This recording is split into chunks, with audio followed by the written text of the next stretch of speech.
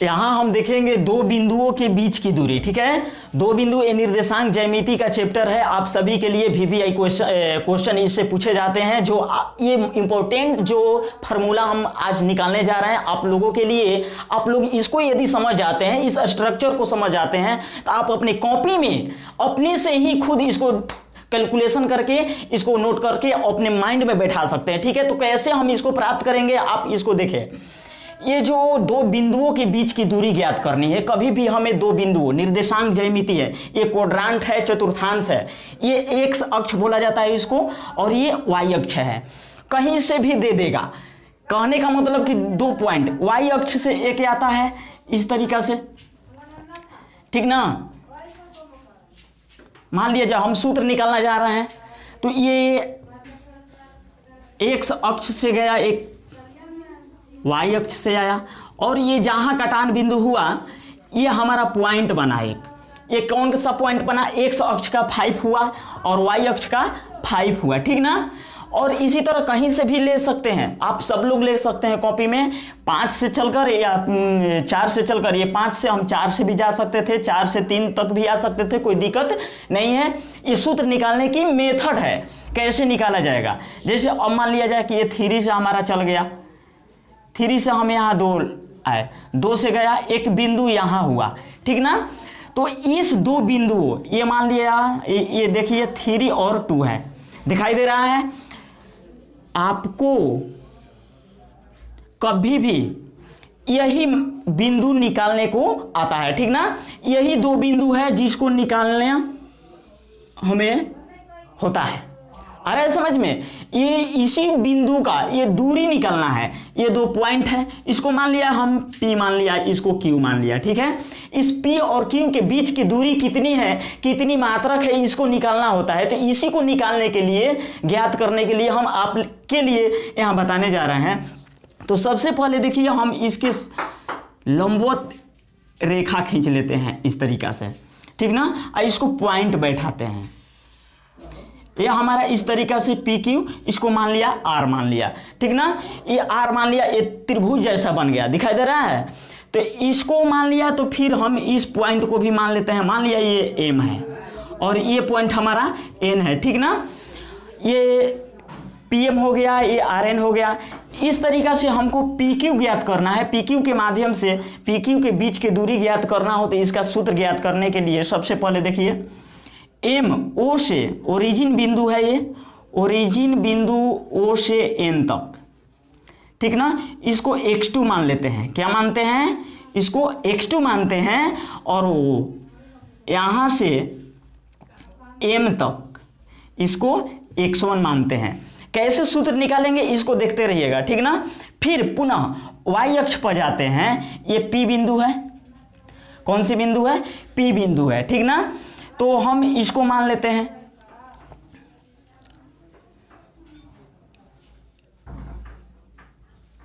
देखिए इसको मान लेते हैं y2 मान लेते हैं, यहां से यहां तक की दूरी y2 हुआ, ठीक ना। और ये दूरी हमारा कितना हो गया, y1 हुआ, ठीक ना, ये y1 हुआ। बहुत क्लोजली से इसको समझने की कोशिश आप सभी लोग करेंगे कैसे हो रहा है। तो हम करते क्या हैं कि जो MN है, MN हमें प्राप्त होनी चाहिए, ये PQ PR प्राप्त होना चाहिए, हमें PR चाहिए और PQ चाहिए, QR चाहिए। इसके लिए हम करते क्या हैं कि MN निकालते हैं। तो लिखते हैं, सोल्व लिखेंगे,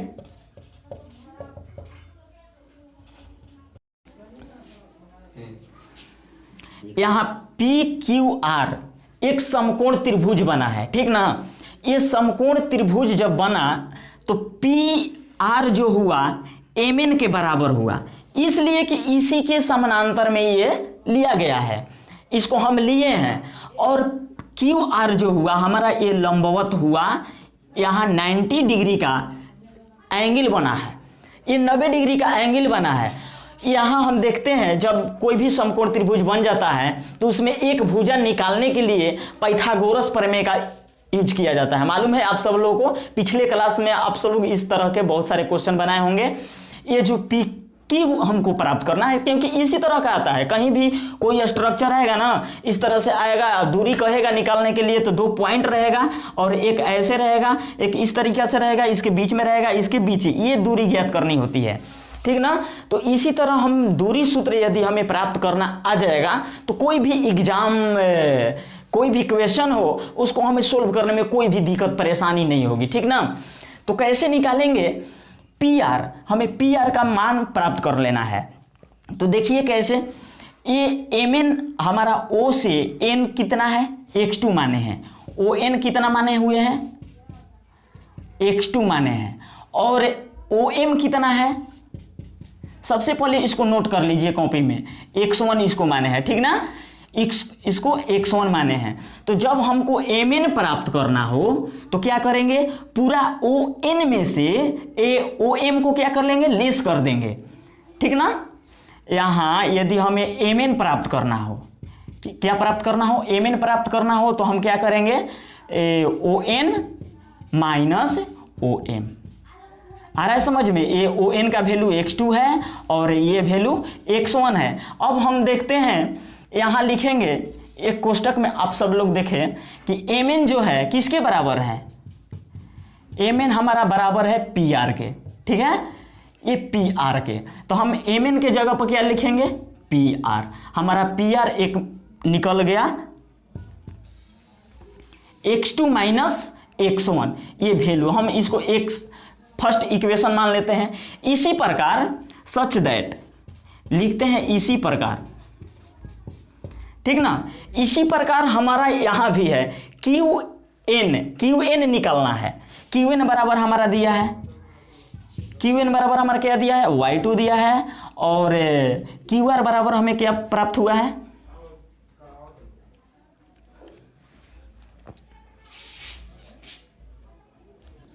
देखिए एक मानने में हम लोग थोड़ा सा मिस्टेक कर दिए हैं, कोई ज़्यादा नहीं है। जो हम QR माने हैं इसको हम यहाँ ना मानकर हम क्या मानेंगे, यहाँ से इसको मानेंगे, ये हमारा y1 हुआ, क्या हुआ, y1 हुआ। आ रहा है समझ में। तो हमारा Rn का जो वैल्यू हुआ, यहाँ लिखेंगे Rn बराबर हमारा y1 हुआ, ठीक ना। तो इस तरीके से जब Rn हमारा प्राप्त हो गया, Qn प्राप्त हो गया, तो हमें QR मालूम करना है। तो QR बराबर हमारा क्या आ जाएगा, तो पूरे Qn में से यहाँ तक की पूरे बड़ी दूरी में से यदि हम इस छोटी दूरी को घटाते हैं तो ये हमारा मान प्राप्त हो जाता है। तो QR बराबर हमारा हो जाएगा यहाँ Qn माइनस Rn। आ रहा है समझ में। तो QR बराबर हमारा प्राप्त हो गया y2 माइनस y1। इस तरीका से आपका दूसरा इक्वेशन बनकर तैयार हो गया, ठीक ना। तो इस तरीका से निकालेंगे। और ये हमारा लंब, ये देखिए ये QR है, ये हमारा प्राप्त हो गया QR प्राप्त हो गया हमारा कितना, y2 माइनस y1, ठीक ना। और इसका वैल्यू हमें प्राप्त हो गया x2 माइनस x1। अब हमें प्राप्त करना है इसकी दूरी, ये दूरी हमें प्राप्त हो गया, और प्राप्त करना है PQ की दूरी, ठीक ना। तो इतना आप सब लोग को समझ में आ रहा है। इसके आगे हम थोड़ा सा एक पाइथागोरस त्रिक पर बैठाकर इसको सोल्व कर लेते हैं और सूत्र प्राप्त कर लेते हैं। कैसे,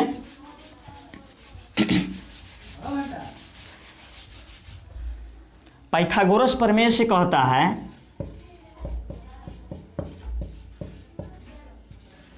पाइथागोरस प्रमेय से देखिए ना, PQ बराबर निकालना है। चूंकि PQ कर्ण है, PQ स्क्वायर बराबर होता है लंब स्क्वायर, QR का स्क्वायर हो जाएगा और प्लस PR का स्क्वायर हो जाएगा। नहीं, ये दोनों, इसका स्क्वायर उसका स्क्वायर, अर्थात PR का स्क्वायर है चाहे QR का स्क्वायर, ठीक ना। तो जब हम PQ स्क्वायर लिखेंगे तो QR का वैल्यू कितना है, y2 माइनस y1 का square plus x2 minus x1 का स्क्वायर। नहीं, क्योंकि QR का वैल्यू हमारा y2 माइनस y1 है, इस पे स्क्वायर है, स्क्वायर लगा दिया गया।